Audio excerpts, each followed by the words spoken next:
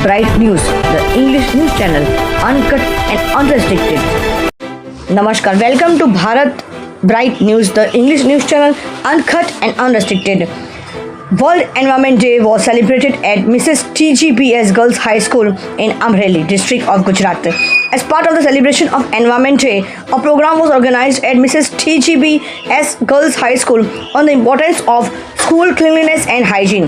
The students were informed about the importance of cleanliness and hygiene in life through a speech and video song about saving the environment, the damage caused by plastic, and stopping single-use plastic. A pledge was also taken regarding cleanliness. The entire school family of the school worked hard under this program. The school principal, Mr. Seemaben Pandya Joshi, she expressed her gratitude to everyone.